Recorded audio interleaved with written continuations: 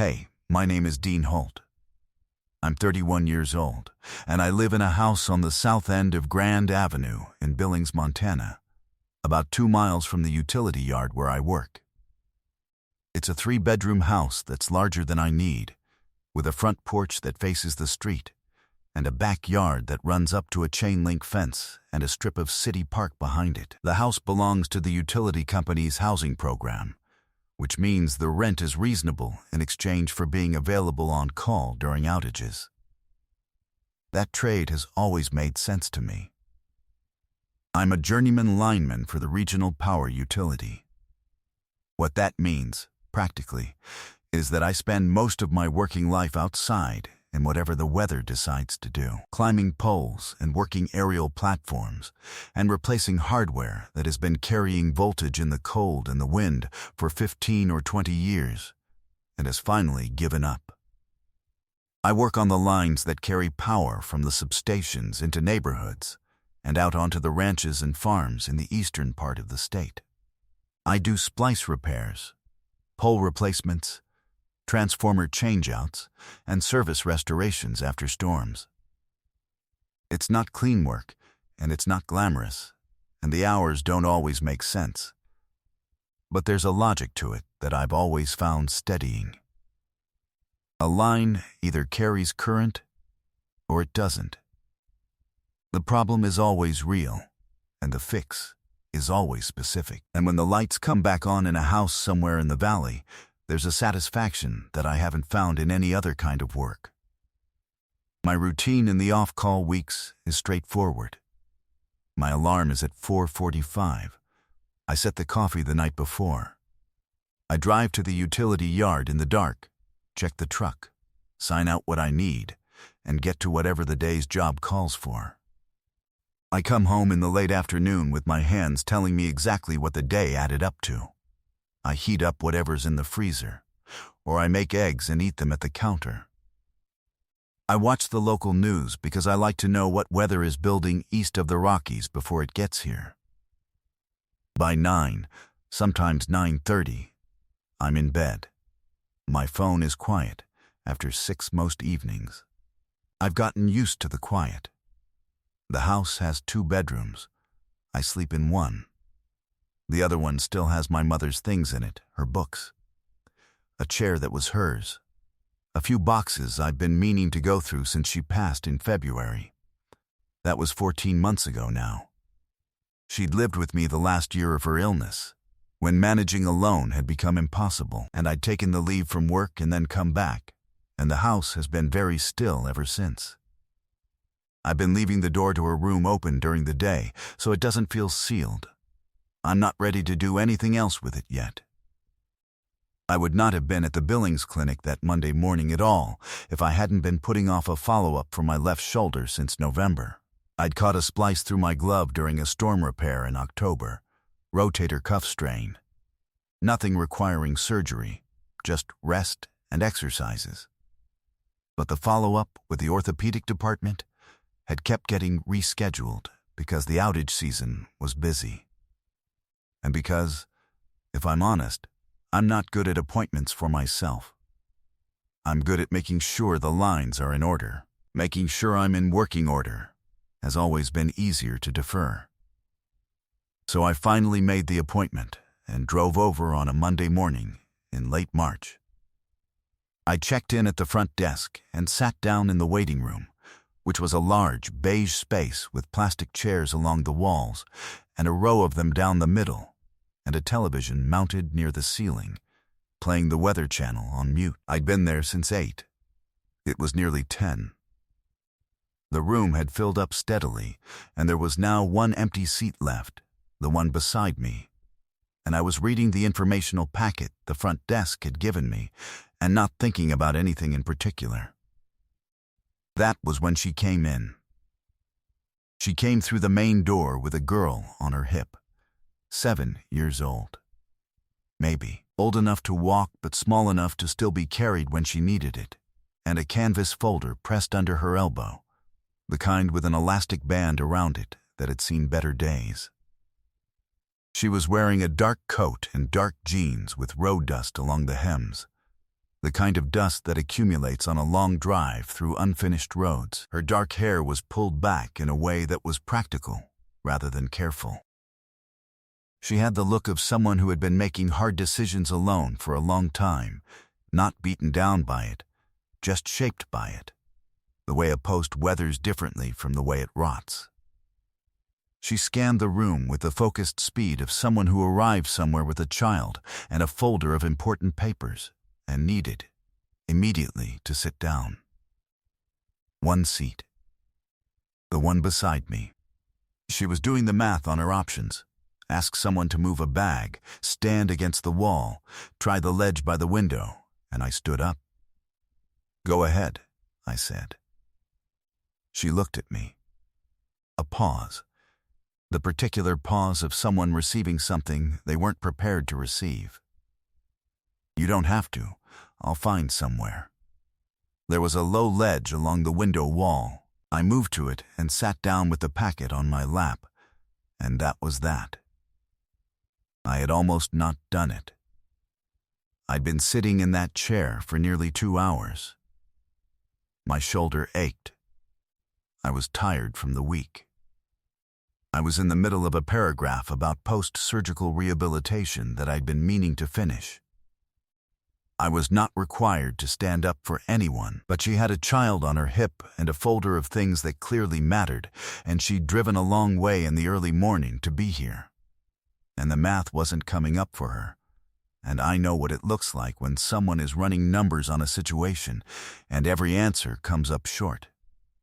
I've been on a pole in a windstorm staring at a bad splice that doesn't add up, and you have to make a call.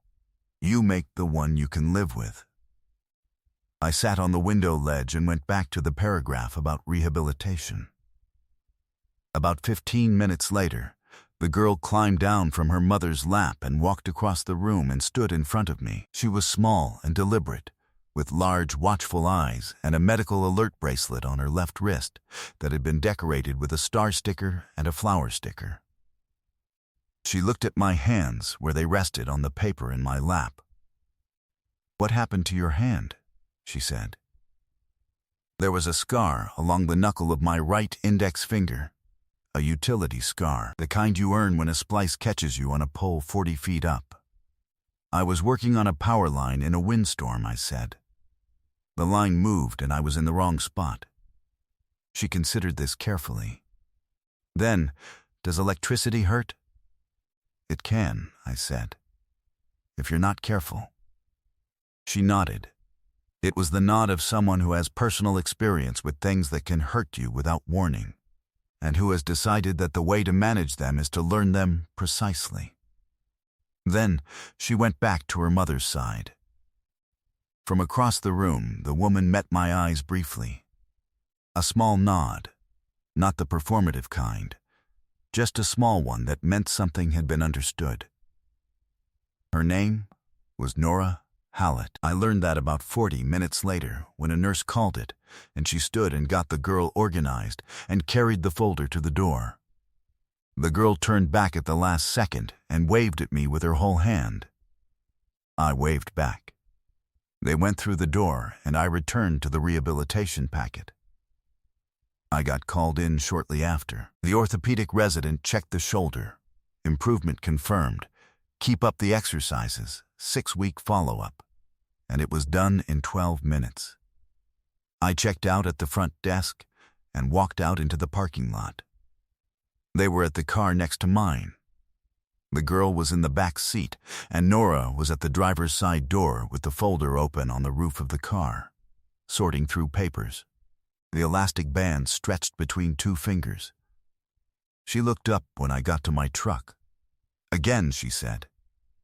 There was a dryness in it that took me a second to understand was humor. "I park in the back row," I said. "Easier to get out." She looked at the folder. Then at the car, at the girl visible through the window.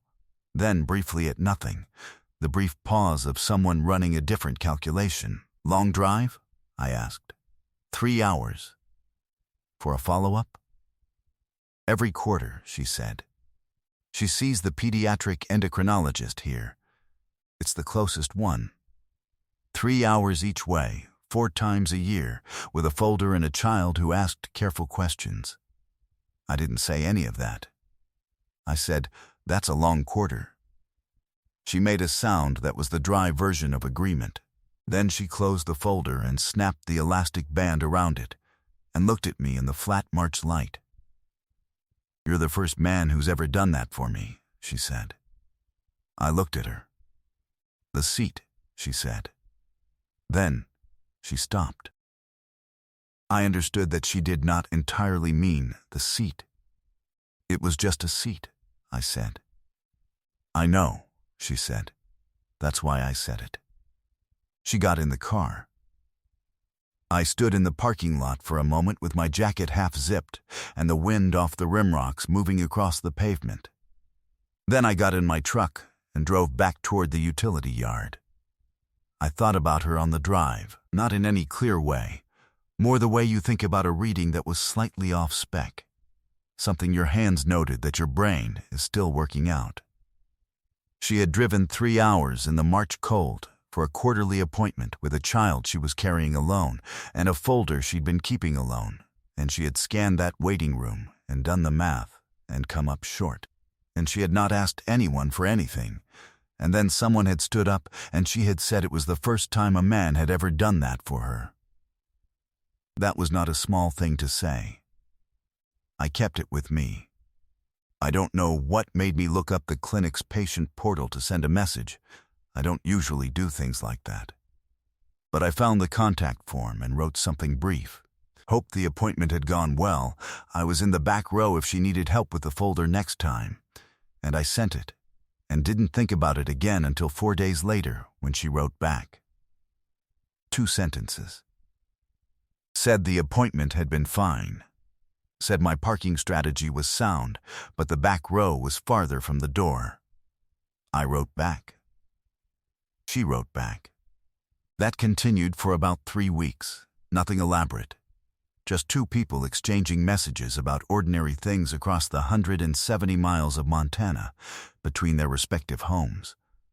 Until I asked if she and her daughter wanted to meet for coffee in Billings on a Saturday morning, and she said yes. Her name was Nora Hallett. She was 30 years old. She lived in Culbertson, in the far northeastern corner of the state, in a house she rented from a rancher whose land surrounded it on 3 sides. She kept the books for a ranch supply operation in town. Accounts, payable, payroll, quarterly filings. The kind of work that is invisible until someone does it wrong, and then suddenly everyone understands it was holding everything together. She had been doing it for 5 years. She was precise in the way of someone who treats invisible work seriously, because she knows the whole structure depends on it. May was 7. She had been diagnosed with type 1 diabetes 8 months before the morning in the parking lot, which meant that for 8 months Nora had been managing the glucose logs and the insulin ratios and the 2am checks and the school nurse protocols and the insurance appeals and the quarterly drives, alone. Her husband had left in January.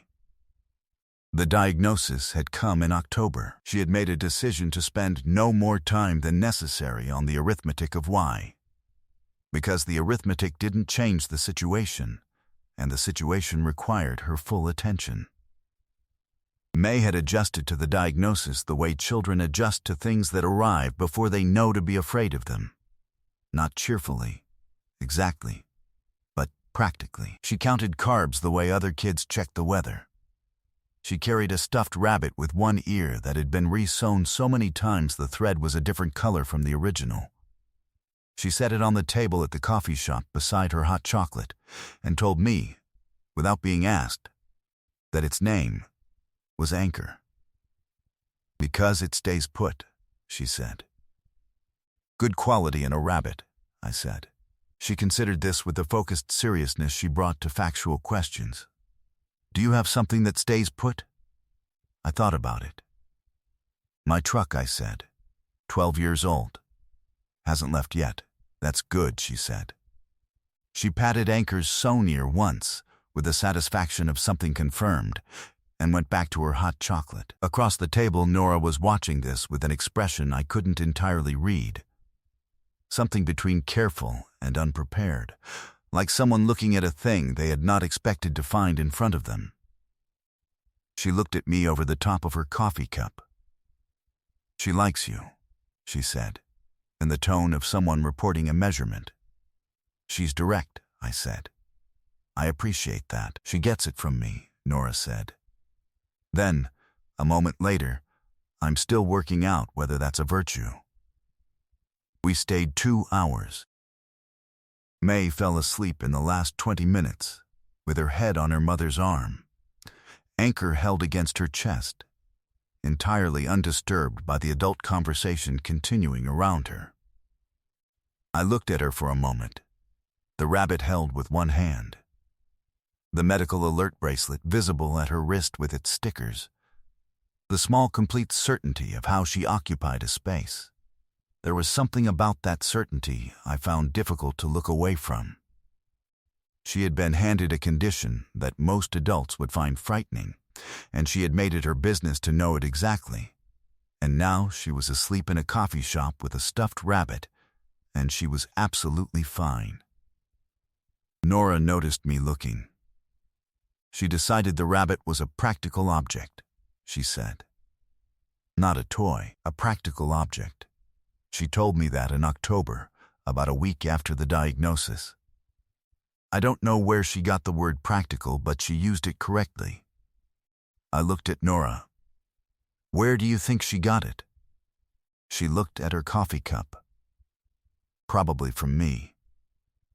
Nora talked about Culbertson, the size of it, the way everyone in a town that small knew May's diagnosis and meant well by it, the way meaning well and being useful were two entirely different things that most people confused. She talked about the insurance company that had denied the continuous glucose monitor as non-essential for a 7-year-old. Non-essential for a device that tracked blood sugar overnight and woke Nora instead of requiring her to set an alarm every 90 minutes. She had appealed 3 times with documentation and won on the 3rd. And when the rep called to confirm the approval and used the word congratulations, she had thanked him politely and then sat in her car and cried for 5 minutes. "The monitor means I sleep," she said. "That's what it means. More than 3 hours in a row." "You appealed 3 times," I said. I had the documentation. That is what I mean about how she was with the things required of her. She didn't perform them, and she didn't dramatize them. She had the documentation. The approach was correct, and she applied it. And when it worked, she moved on. And when it didn't work, yet she appealed again. On the second Culbertson Saturday, May checked her blood sugar at the kitchen table before lunch. She did it the way she did most things, directly and without ceremony, pricking her finger and touching it to the strip, and reading the number and writing it in the log. The pen moving in the neat, deliberate handwriting of a 2nd grader who had been keeping this record for 8 months. She wrote the number down. She looked at me over the top of the log. 984, she said. "That's good. How do you know?" I asked. She explained the range to me. "Between 70 and 140, she said. Below 70 means you need juice or a snack right now. Above 180 means something needs adjusting. 94 is comfortable." She said comfortable the way a person says a word they have heard used in a specific technical way and have absorbed it properly. Then she closed the log and picked up her fork and ate her lunch, and that was the end of it. I had been working around electricity long enough to know that people find it frightening because they can't see it. They see the damage it does when something goes wrong, but the current itself is invisible. May's condition was like that. Invisible until a number told you where you were, and then completely manageable, as long as you were paying attention and you had the right tools, and you had learned the range. She had learned the range. She checked it and wrote it down and went back to her lunch. I thought about that for a long time on the drive home. I drove back to Billings that evening and made eggs and stood at the kitchen counter and looked at the door to my mother's room for a while without doing anything about it. I understand circuits. A circuit is only complete when both ends connect to the same reference point, to ground. Until they do, current doesn't flow. It sits in the line as potential energy, going nowhere, waiting for the path to close. I had been in that condition for 14 months since my mother died. Not broken, not visibly wrong, just without a completed circuit, carrying charge that had nowhere to go. I texted Nora when I got home, made it back fine. She texted back, good. May says hi. Anchor also says hi but didn't want me to tell you. I drove to Culbertson 2 weekends later. I told myself I was in the area for pole inspections in the Northeast District, which was true. The inspection schedule was flexible. I did not say I was coming because I wanted to see them. Nora knew, I think. She had the documentation. She showed me Culbertson, which took about 20 minutes, and she showed it to me the way she showed May things she wanted her to understand. Plainly, and with no embellishment, here is what it is. Here is what it does. Here is what you should know about it. The ranch supply office and the bench out front, where she ate lunch when the weather allowed. The park near the school with the good monkey bars. May ran ahead on the path and stopped periodically to deliver reports. A kind of bird she'd identified. A rock that was unusually flat. The structural superiority of these particular monkey bars over all previous monkey bars in her experience. Later, at Nora's kitchen table, she pulled out the glucose log to show me something she'd noticed, a pattern in May's afternoon numbers on PE, days, a consistent dip that the school nurse's current lunchtime adjustment wasn't fully accounting for. She spread the pages out and explained the mechanism precisely, pointing at the columns, tracing the pattern. We're still working out the right offset, she said.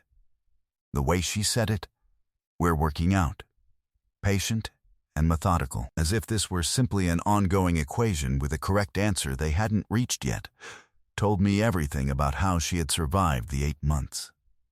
I looked at the pages. The columns were neat. 8 months of afternoons, all of them accounted for. You know this better than most specialists do, I said. She looked at the log for a moment. I've had 8 months, she said. Then, quietly, I didn't have a choice. I know, I said. That's why I said it as a compliment. She looked at me. Something shifted in her face, a degree or two, the way a line settles after the right connection is made. Thank you, she said. Not performed, just said. That was the first time I understood clearly what I was doing with the drive. There is a principle in line work called overloading. A conductor can carry more current than it was rated for a while, and from a distance it looks fine, no visible damage, no obvious failure. The problem is internal. The insulation cracks where you can't see it. The wire underneath is compromised along its length, stressed in ways that don't show until the failure comes. The correct response, when you find an overloaded line, is not to reduce the load and call it repaired. The correct response is to run new line. Because the conductor that has been carrying too much for too long is changed in ways that can't be undone. And it will fail again. Nora had been an overloaded line for 8 months. She hadn't failed. She was running correctly, doing the work, keeping the circuit closed. But I could see the load she was carrying in the way she moved through things, always accounting, always calculating the next necessary thing, always one step ahead of the failure she would not allow. Not bitter about it, not performing endurance, just doing what was required, because she was the one who was there, and the work could not go undone. On the evenings in Culbertson, after May was in bed, we sat across the kitchen table and talked about the things that were true. She told me about her husband. His name was Kyle. He had not been a bad man. The diagnosis had arrived and clarified something about what he was capable of and what he wasn't, and she had decided a long time ago to stop waiting for capacity that wasn't there to appear. "I don't blame him," she said. "I stopped that early. It was just important that I stopped expecting him to show up." I told her about my mother, about the last year, driving back and forth in the dark, the hospital chair and the paperback westerns from the gift shop. The paperwork that didn't end after she died, but just changed its form. When I came back, I said, I'd forgotten how to want things for myself. I'd been pointing everything in one direction for a year, and when the direction was gone, I didn't know how to face the other way. She looked at me across the kitchen table. May's artwork was on the refrigerator behind her, a yellow house with a large sky, a figure with hands that took up most of the page. "That's exactly it," Nora said. Quietly, the way you say something you've been trying to name for a long time when someone else names it first. I know exactly what that is. She reached across the table and put her hand briefly over mine. One beat. Then she took it back and picked up her coffee cup, and that was the end of it. But I sat with it for the full 3 hours back to Billings. In late May, Kyle came back into the picture with more regularity. He had a new apartment in Billings, which put him in the state for the first time since January, and he wanted to take May for a week at the end of June. Nora handled it the way she handled everything, with documentation and a clear record, and a patience that was not softness. But the Saturday he came to Culbertson to talk through the arrangements in person happened to be the Saturday I was also there. I had not planned for the overlap. Neither had Nora. He'd moved the time without much notice. I offered to leave. She said, "You don't have to." He arrived in a newer truck than I'd expected, well-dressed in the way that means things have settled for him. He was pleasant and organized, and he'd brought May a book about birds, which she accepted with her characteristic seriousness and placed on the kitchen table to examine properly later. He and Nora sat at the table and talked the arrangements through while May and I sat on the back steps. She had the bird book open in her lap and was reading me the facts she found most useful in the flat informational voice she used for things that mattered. Through the screen door I could hear the conversation.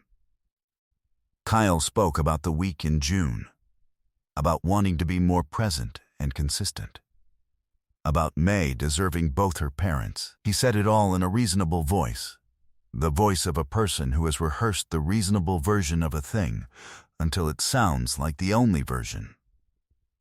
And then, with what sounded like genuine concern, he said, "I just want to make sure she's getting to be a kid, that she's not carrying too much of all this." There was a pause. Nora said, very levelly, "All this is her life. She's not carrying it. She's living it. And she's doing it well because we built a system that works, and we don't treat it like a weight." Another pause. "I'll send you the school nurse protocol, the PE, day adjustments, the emergency contact list, and the overnight alert settings. If you're going to have her for a week, you'll need to know them, as well as I do." Kyle started to say, "Of course, naturally, I'll send them tonight," Nora said. "And I'll need written confirmation that you've read and understood them before she goes." On the back step, May turned a page and said, "Without looking up, he doesn't know about the P.E. days. Your mom's going to explain them to him," I said. She nodded and turned to a page about great blue herons. Then, "Dean, yeah, are you going to keep coming here?" I looked at the yard. The chain-link fence, a strip of untended grass along the alley, a robin doing something purposeful near the fence post. The kind of ordinary afternoon that you can look at from inside a very quiet life and understand is not ordinary at all. "Yeah," I said. "Good." she said.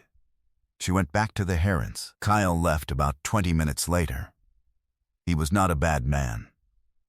He had looked clearly at what was required of him and understood what he could and couldn't do, and there is a kind of honesty in that, even if the timing of the honesty was what it was.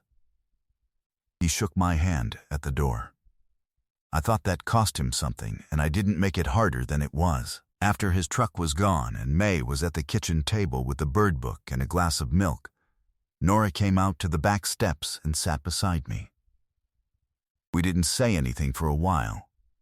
The robin was still there. I should have told him end of week for the documents, she said. Tonight was aggressive. He'll read them. He won't read the day section carefully enough. Then, you'll follow up. She was quiet for a moment.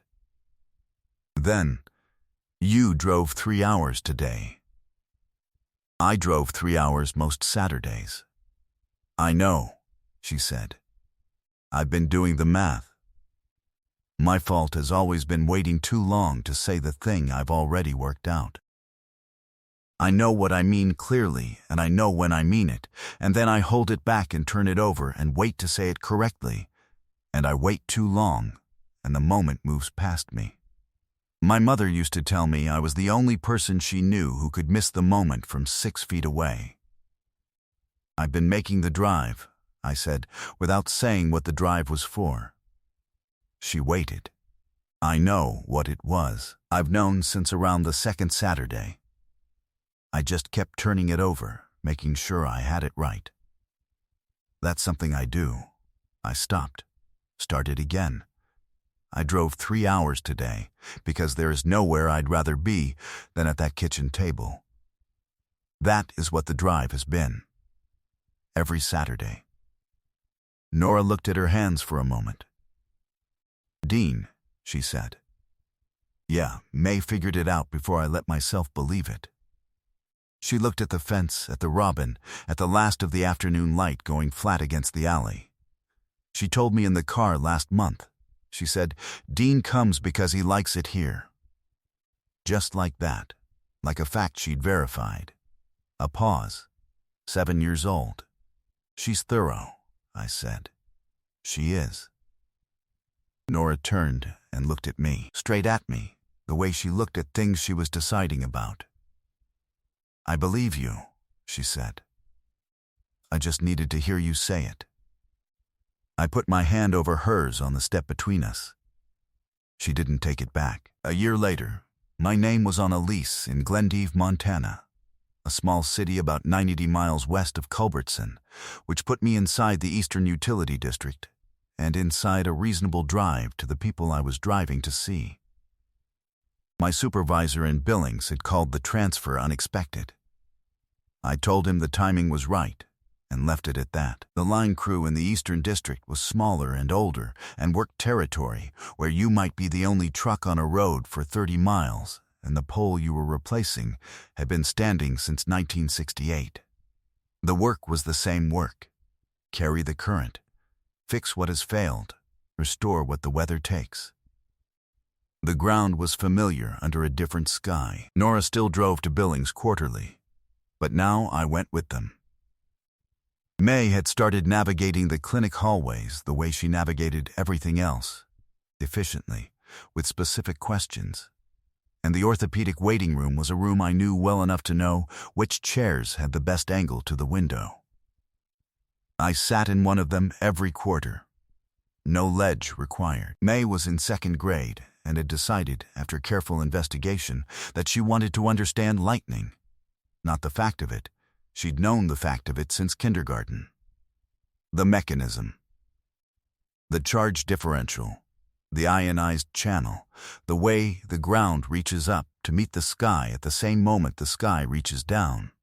I had spent 3 Saturday mornings explaining it at the kitchen table with a glass of water, a 9-volt battery, and a piece of aluminum foil, and she had listened with the focused attention she brought to things that mattered to her. And on the 3rd Saturday, she had explained it back to me correctly, and said, with simple satisfaction, "Okay."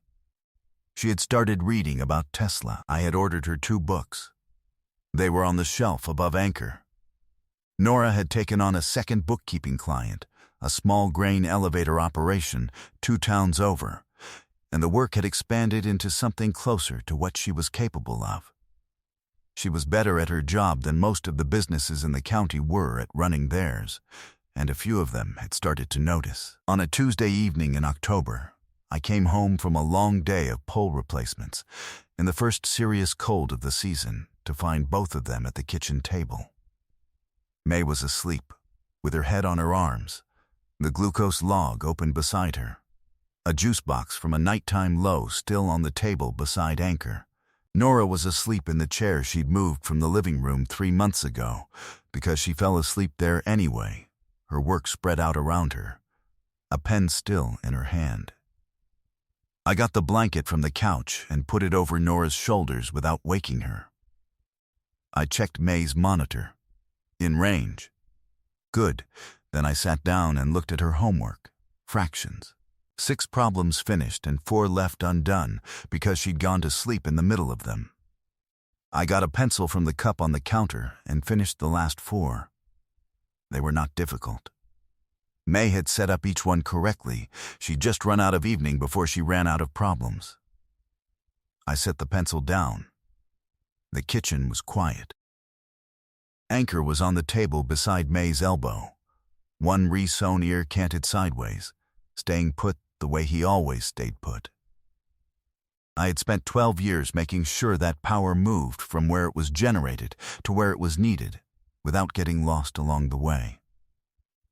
I had done that work correctly and carefully, and I had been good at it. What I had not understood, what I had needed a girl with a rabbit and a medical alert bracelet, and a woman with a folder of papers and a 3-hour drive, and a way of looking at difficult things until she understood them precisely, to teach me, was this.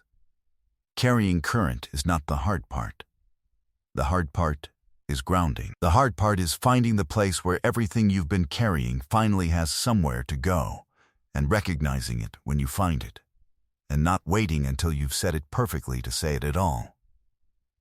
I had stood up from a plastic chair in a waiting room because it was the one thing to do. She had told me it was the first time a man had ever done that for her, and I had thought she meant the seat. She had not meant only the seat. She had meant every version of that gesture across the whole span of her life. Every time someone could have made room and didn't.